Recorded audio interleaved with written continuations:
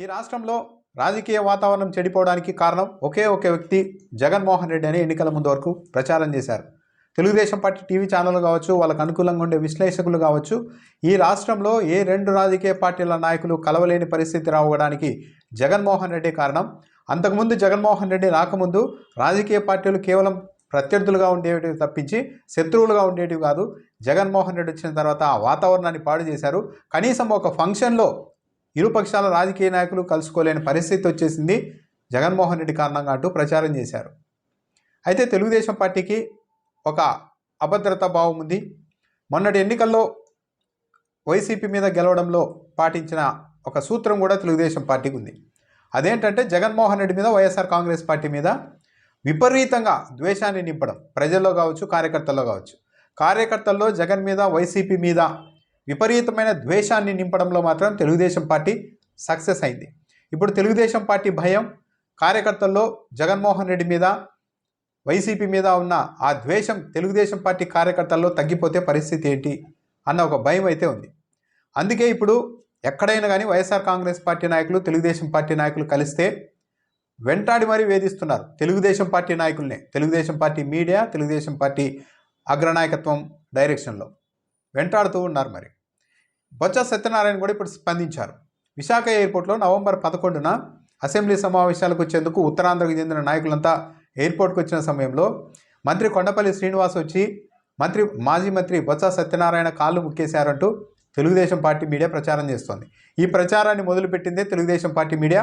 విస్తృతంగా ప్రచారం చేస్తున్నది కూడా తెలుగుదేశం పార్టీ వాళ్ళే. ఎక్కడా వైఎస్ఆర్ కాంగ్రెస్ పార్టీ ఈ అంశాన్ని టచ్ చేయలేదు. దీనిపైన బొత్స సత్యనారాయణ మీడియా సమావేశంలో ప్రశ్నించగా ఆయన స్పందించారు. కొండపల్లి శ్రీనివాస్ వచ్చి తనకు పాదాభివందనం చేశారు అన్న విషయాన్ని నేను ధృవీకరించడం లేదు, అలా అని ఖండించడం లేదు. అసలు ఈ అంశంలో నేనెందుకు భాగస్వామ్యం కావాలని కూడా ఆయన ప్రశ్నించారు. కొండపల్లి శ్రీనివాస్ కాళ్ళు ముఖ్యారా లేదా అన్న దాన్ని నేను ధృవీకరించను, అలా అని ఖండించను అని బొత్స సత్యనారాయణ చెప్పడం ద్వారా తెలుగుదేశం పార్టీ శ్రేణులు మరింత గందరగోళంతో కొట్టుమిట్టాడేలాగా బొత్స సత్యనారాయణ చేసినట్టుగా కూడా ఉంది. ఎవరైతే ఈ వార్తను క్రియేట్ చేశారో వాళ్ళే సమాధానం చెప్పుకోవాలి దీని గురించి అని చెప్పారు. ఒక కొండపల్లి శ్రీనివాస్ ఏంటి, ఆ రోజు ఎయిర్పోర్ట్లో బండారు సత్యనారాయణ మూర్తి వచ్చి కలిశారు నన్ను, మరో మంత్రి కూడా వచ్చి కలిశారు, విజయనగరం ఎంపీనే వచ్చి ఎలా ఉన్నారన్నా అంటూ పలకరించారు.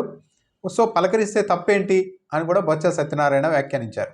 ఏ రాజకీయ పార్టీకి అయితే, ఏ రాజకీయ నాయకులకైతే ఒక అభద్రతా భావం ఉందో వాళ్ళే ఇలాంటివి చూసి తట్టుకోలేక ఇలాంటి ప్రచారాలు చేస్తూ ఉన్నారని కూడా బొత్స సత్యనారాయణ చెప్పారు.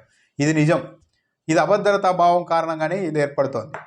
జగన్మోహన్ రెడ్డి మీద మనం ఒక పద్ధతి ప్రకారం పార్టీ క్యాడర్లో ఒక విపరీతమైన ఒక ద్వేషాన్ని నింపాం. ఇలాంటి సమయంలో తెలుగుదేశం పార్టీ నాయకులు, తెలుగుదేశం పార్టీ మంత్రులే వైఎస్ఆర్ కాంగ్రెస్ పార్టీ నాయకులతో కలిసి సరదాగా గడిపిన, సంస్కారవంతంగా గౌరవప్రదంగా కాసేపు మాట్లాడుకున్నా, దాని కారణంగా తెలుగుదేశం పార్టీ కార్యకర్తల్లో కూడా వైసీపీ మీద, జగన్ మీద ఉన్న ద్వేషం ఎక్కడ తగ్గిపోయి క్యాడర్ కూడా ఇదే నాయకుల తరహాలో కాస్త ఉందాగా గౌరవప్రదంగా రాజకీయాలు చేయాలి అన్న ఆలోచన మంచిదే అన్న ఇంప్రెషన్కి ఎక్కడ లోన్ అవుతారో అన్న భయం అయితే తెలుగుదేశం పార్టీ నాయకత్వంలో ఉన్నట్టుంది. అందుకే జగన్ మీద, వైసీపీ మీద, టీడీపీ కార్యకర్తల్లో, నాయకుల్లో ఎప్పటికీ ద్వేషం అన్నది నిరంతరం ఒక లావాలాగా పొంగుతూ ఉండాలి. అప్పుడే జగన్మోహన్ రెడ్డి మీద క్యాడర్ గట్టిగా ఫైట్ చేసి మనల్ని గెలిపిస్తుంది మళ్ళీ అన్న ఆలోచన టీడీపీ పెద్దల్లో ఉన్నట్టుగా ఉంది.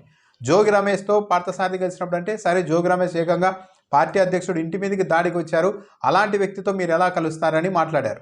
కానీ బొత్స సత్యనారాయణ అలా ఏమి చేయలేదే, కనీసం ఎక్కడ దురుసుగా కూడా ఆయన మాట్లాడరే. మరి అలాంటి ఆయన్ని కలిసిన ఒక వయసులో చిన్న వ్యక్తి అయిన కొండపల్లి శ్రీనివాస్ వెళ్ళి పలకరించి ఒకవేళ పాదాభివందనం చేసినా దాన్ని సొంత మీడియాలోనే ప్రచారం చేయించుకొని కొండపల్లి శ్రీనివాస్ కూడా ఈరోజు మళ్ళీ ప్రెస్ మీట్ పెట్టి నేను అలాంటిది చేయలేదు, పాదాభివందనం చేయలేదు, కేవలం నమస్కారమే పెట్టాను, నేను ఒక్కడనే కాదు చాలామంది అక్కడ ఎయిర్పోర్ట్లో ఉన్న ఎమ్మెల్యేలు కూడా ఆయనకు నమస్కారం పెట్టారు ఎదురెళ్ళి అని ఆయన సంజాయిసి చెప్పుకునే పరిస్థితిని తెలుగుదేశం పార్టీ మీడియా తెస్తోంది. అంటే ఒకటే, వైసీపీ మీద, జగన్మోహన్ రెడ్డి మీద మీరంతా నిరంతరం కసితో, ద్వేషంతో రగిలిపోతూనే ఉండాలి. అలా కాకుండా కాంప్రమైజ్ అయినట్టుగాను హుందాతనమైన మళ్ళీ రాజకీయాలంటూ మళ్ళీ ఎక్కడైనా ఇలా కలిసి మాట్లాడుకోవడం మాత్రం చేయొద్దండి అని పరోక్షంగా తెలుగుదేశం పార్టీ నాయకత్వం సొంత పార్టీ వాళ్ళకే వార్నింగ్ ఇస్తూ ఉన్నట్టుగా ఉంది. మరి ఇప్పుడు రాజకీయ పార్టీలు ప్రత్యర్థులుగా ఉండాలి, శత్రువులుగా ఉండకూడదని ఇంతకాలం మాట్లాడిన వాళ్ళు మరి దీన్ని ఏమంటారు?